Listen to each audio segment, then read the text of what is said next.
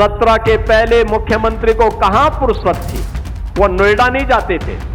लगता था कुर्सी खिसक जाएगी, तो मुझे भी ये बताया जा रहा था कि वहां जाने से कुर्सी खिसकती है। हमने कहा जो कुर्सी कल जानी वो आज चली जाए ठीक है, लेकिन जनता के लिए आए हैं, जनता की सुनवाई करेंगे। जो कुर्सी कल जानी है वो आज चली जाए। योगी के बयान ने किया मोदी शाह को भी हैरान, आया सियासी भूचाल। आखिर क्यों ऐसा कहा, वीडियो में सब कुछ जानिए। केशव प्रसाद मौर्य खुश हो रहे हैं, क्या योगी सच में दिल्ली जा रहे हैं? मोदी के मिशन से पहले योगी की दहाड़ से अखिलेश भी सन, क्या 2027 का दे दिया है खास संदेश? योगी आदित्यनाथ एक ऐसा नाम जिसकी गूंज पूरी दुनिया में सुनाई देती है। बाबा बुलडोजर के नाम से फेमस योगी का जलवा हर चुनाव में देखने को मिलता है। उनका स्ट्राइक रेट इतना मजबूत है कि जिस सीट पर वो चुनाव प्रचार करते हैं उस सीट पर भाजपा प्रत्याशी की जीत पक्की हो जाती है। सिर्फ यही नहीं, योगी की चुनावी रैलियों में इतनी डिमांड होती है जो दिल्ली तक हलचल पैदा कर देता है। लेकिन इस बीच जहां यूपी में चुनाव की तैयारियां जोरों पर हैं, वही योगी के एक बयान ने सियासी भूचाल सला दिया है, क्योंकि योगी ने साफ कह दिया कि जो कुर्सी कल जानी है वो आज चली जाए। इस एक बयान ने मोदी शाह तक को हैरान कर दिया, जबकि सियासी गलियारों में तमाम चर्चाएं होने लगी हैं कि क्या योगी दिल्ली जा रहे हैं, क्या योगी अब यूपी के सीएम 2027 में नहीं होंगे। आखिर क्यों केशव मौर्य योगी के बयान से मन ही मन मुस्कुरा रहे हैं? चलिए आज आपको सब कुछ इस वीडियो में पूरे डिटेल के साथ बताते हैं।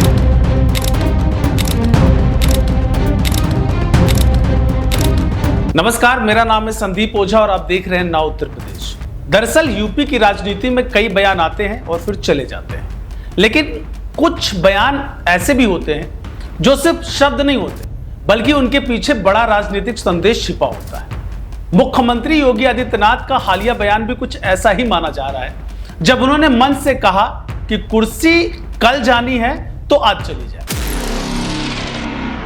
यह सिर्फ एक जवाब नहीं था बल्कि एक ऐसा संदेश था जिसने सत्ता, विपक्ष और आने वाले चुनावों को लेकर नई चर्चा शुरू कर दी। राजनीतिक गलियारों में अब सवाल उठ रहा है कि आखिर योगी ने यह बात क्यों कही, किसे संदेश दिया और चुनाव से पहले इसके क्या मायने निकाले जा रहे हैं। जिसके बारे में जानने से पहले आपको बता दें कि यह बयान योगी ने नोएडा से जुड़े एक कार्यक्रम में दिया। उन्होंने उस पुराने राजनीतिक टोटके का जिक्र किया जो वर्षों से उत्तर प्रदेश की राजनीति में चर्चा का विषय बनी रही।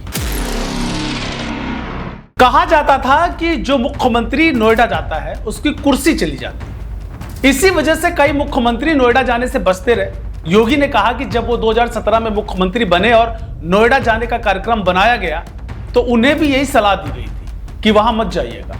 तब उन्होंने जवाब दिया था कि अगर कुर्सी कल जानी है तो आज चली जाए भाई, लेकिन जनता का काम रुकने नहीं चाहिए। योगी ने इसी बात को फिर दोहराते हुए कहा कि जनता की सेवा किसी अंधविश्वास से बड़ी होती है। लेकिन राजनीतिक जानकारों का मानना है कि बयान सिर्फ नोएडा वाले टोटके तक सीमित नहीं था, इसके पीछे एक बड़ा राजनीतिक संदेश भी छिपा हुआ दिखाई देता है। योगी ने अपने भाषण में विपक्ष, खासकर समाजवादी पार्टी पर भी निशाना साधा। उन्होंने कहा कि पहले की सरकारों को कुर्सी बचाने की चिंता रहती, जबकि उनकी सरकार में जनता के काम को प्राथमिकता देती है। यही वजह है कि उनके बयान को सीधे तौर पर राजनीतिक आत्मविश्वास और मजबूत नेतृत्व के संदेश के रूप में भी देखा जा रहा है। मुख्यमंत्री ये बताने की कोशिश कर रहे थे कि फैसले जनता के हित में होंगे, चाहे राजनीतिक जोखिम कितना भी बड़ा क्यों ना हो। नोएडा वाले टोटके पर बड़ा बयान, योगी आदित्यनाथ ने दिखाया राजनीतिक आत्मविश्वास। 2027 से पहले बढ़ गई चर्चाएं। योगी आदित्यनाथ ने अपने भाषण में अखिलेश यादव पर भी तंज कसा। उन्होंने विपक्ष की कार्यशैली पर सवाल उठाते हुए कहा, जो लोग खुद नहीं संभाल सकते वो प्रदेश को कैसे संभालेंगे। ये कोई पहली बार नहीं है जब मुख्यमंत्री ने समाजवादी पार्टी पर हमला बोला हो, इसके पहले भी वो लगातार हमला बोलते आ रहे हैं, लेकिन इस बार समय जो है वो काफी अहम माना जा रहा है। 2027 के विधानसभा चुनाव धीरे धीरे राजनीतिक एजेंडे के केंद्र में आते जा रहे हैं। ऐसे में हर बड़ा बयान आने वाले चुनावी माहौल से जोड़कर देखा जा रहा है।